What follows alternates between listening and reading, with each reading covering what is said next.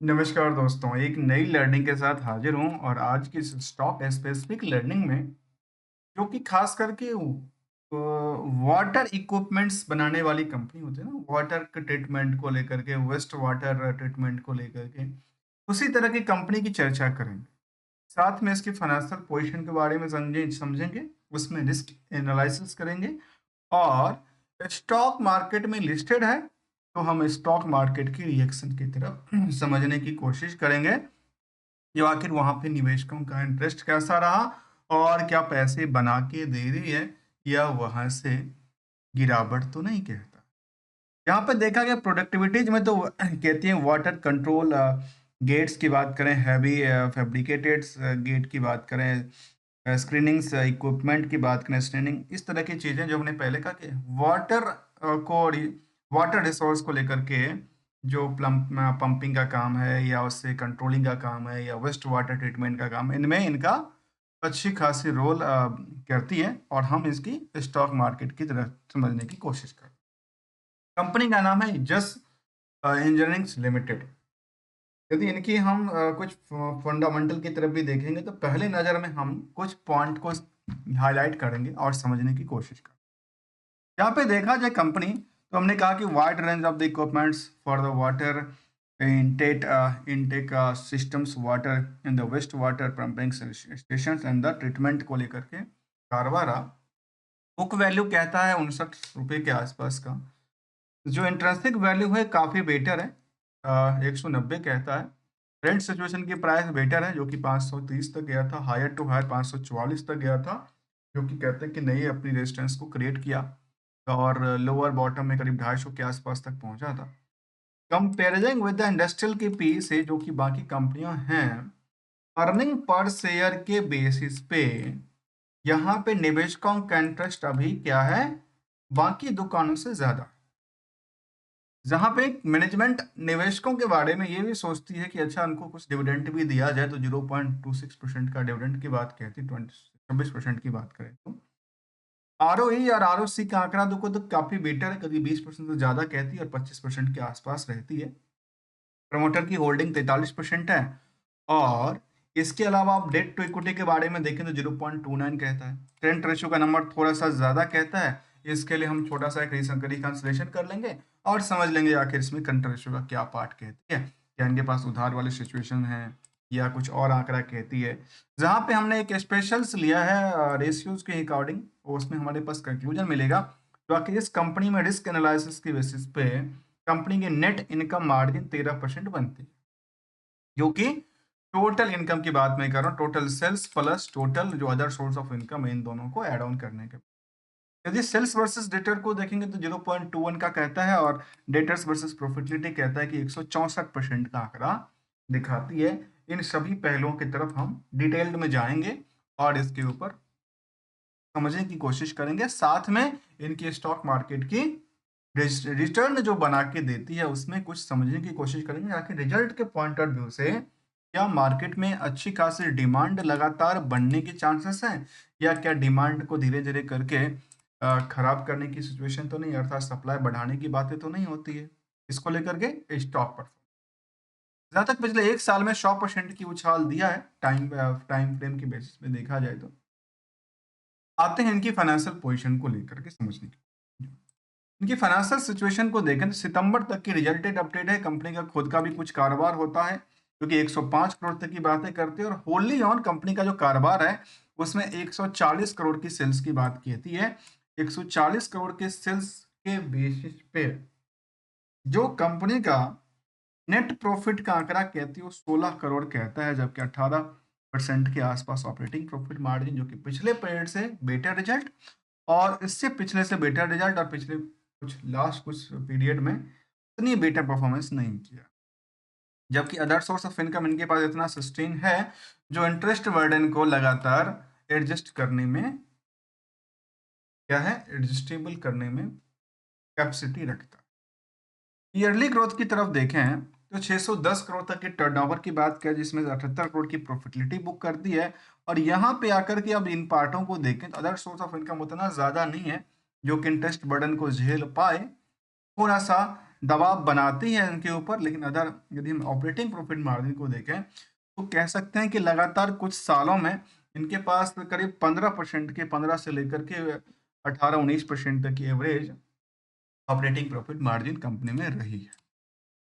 कुछ risk impact को देख रहे थे तो वहाँ पे 111 दिन की रिस्क फैक्टर की बात कहती है, और रिस्क के साथ-साथ यदि हमारे सामने ये दिखता है खास करके बोरोइंग सिचुएशंस जहाँ पे या तो डिक्रीज होती है या इंक्रीज होती है। तो डिक्रीज और इंक्रीज में दोनों तरह से दोनों दो दो सवाल क्रिएट होते हैं। क्या उन्होंने पे आउट किया? कहाँ से किया? दूसरा, यदि ले रहे हैं तो यूटिलाइजेशन क्या कर रहे हैं? तो यहाँ पे इन्होंने इंक्रीज करती हुई नजर आती है, जो कि 28 करोड़ का आंकड़ा को, जिसमें इन्होंने फिक्स एसेट्स को लगातार बढ़ाई है और वर्किंग प्रोग्रेस में डेवलपमेंट करता नजर आता है, और अदर पार्ट को भी देखें तो काफी ज्यादा बेटर कहते हैं। और फिलहाल यहाँ पे ये भी देखा गया कि कंपनी 1 करोड़ के आसपास की बात करें तो कैपिटल भी इंक्रीज किया है।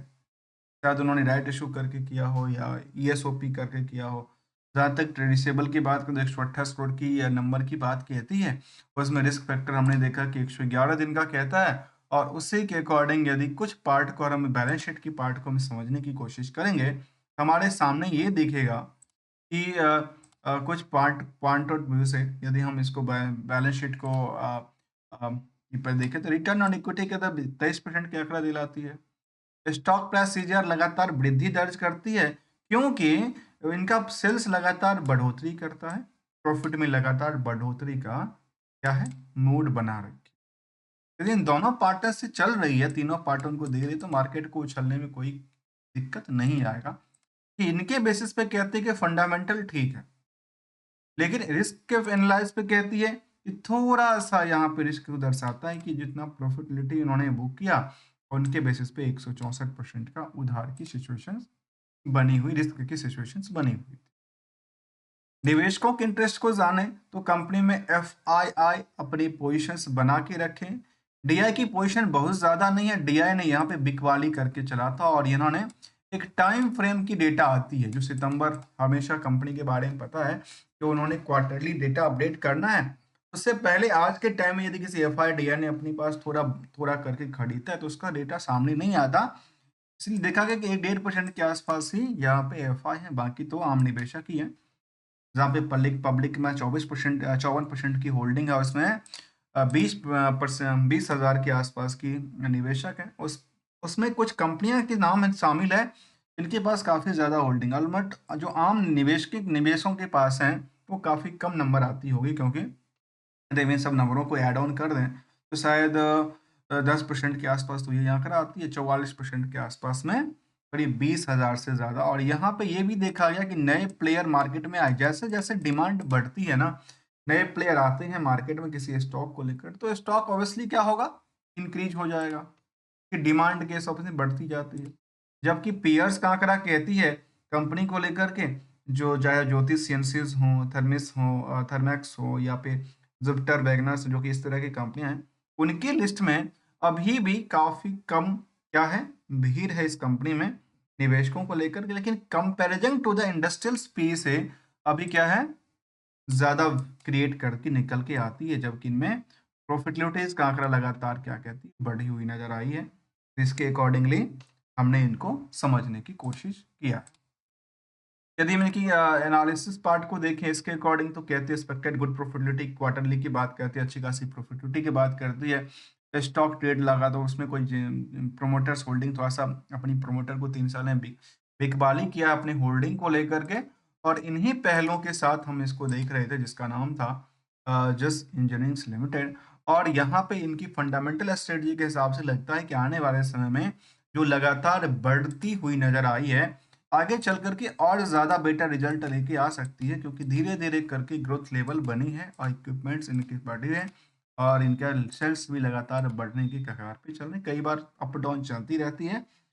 अब यहाँ पे सिंगल से गोल्डन रूल को हम लोग डिस्कस करेंगे, जिसमें ये जानेंगे कि आखिर मार्केट में किस सिचुएशंस में कैसे डिसीजंस लिए जा सकते हैं, जहां से मिनिमाइजेशन ऑफ रिस्क और मैक्सिमाइजेशन ऑफ प्रॉफिट की तरफ आंकड़ा कहती है। अक्सर ऐसा होता क्यों? लोग कहते हैं कि अच्छा हम तो लगातार अभी यहाँ पे 20% सर्किट पे खरीद रहे हैं। दो तरह की सिचुएशंस होती है। तो सिचुएशन में 20% के सर्किट पे खरीदना और 20% सर्किट पे बेचना। तो प्रॉफिट बुकिंग कब होता है? प्रॉफिट बुकिंग का मतलब है धीरे-धीरे करके मार्केट को डिमांड को बढ़ाते रहना। यदि अपने पोर्टफोलियो में 100 शेयर हैं, तो 5, 10, 15 करके बेचना। तो क्या होगा? जो ₹10 का खरीदा है, वो ₹50 में बिक जाएगा। धीरे-धीरे करके जो कॉस्टिंग है, वो कम हो जाएगा। और जब मार्केट को थोड़ा-सा प्रेशर बनेगा डीप डिस्काउंट के लेकर के, तो सब के सब बिकवाली के प्रेशर में चले जाते हैं। फिर मार्केट एक सपाट पे आती है और जब कोई फिर से दोबारा मार्केट को उछालने की की मोटिव से आती है, तो फिर वहाँ से मार्केट में क्या होती है? एक नई पुलबैक होती है, फिर से प्रॉफिट बुकिंग का सिलसिला धीरे-धीरे करके डिमांड को बढ़ा के धीरे-धीरे करके बेचा जाए। अर्थात केवल और केवल डिमांड और सप्लाई पे देखा है तो आज के टाइम में इसमें लगातार डिमांड बन रही है। कल के उससे पहले इसमें डिमांड नहीं थी। तो ऐसा डिमांड सप्लाई घटती और बढ़ती रहती है इन द मार्केट। इसके फंडामेंटल्स इनको कोई फ़र्क नहीं पड़ता। फंडामेंटल से केवल ये फ़र्क पड़ता है जो बेस है वो। बिज़नेस अच्छी खासी कर रहे तो आने वाले समय में बेटर रिज़ल्ट करा सकती है, बेटर रिटर्न भी करा सकती है। लेकिन लंबे पीरियड के लिए तो कोई चिंता की मिलेंगे कुछ नई स्टडी के साथ, न्यू कंपनी के साथ, विदाउट किसी रिकमेंडेशन और एडवाइजरी को लेकर के। यदि हमारी लर्निंग में आपको कुछ पॉइंट आउट व्यू मिलता हो तो आप उसको चैनल को सब्सक्राइब और वीडियो को लाइक भी कर सकते हैं। मिलेंगे कुछ नई स्टडी के साथ, तब तक के लिए thank you so much for watching here.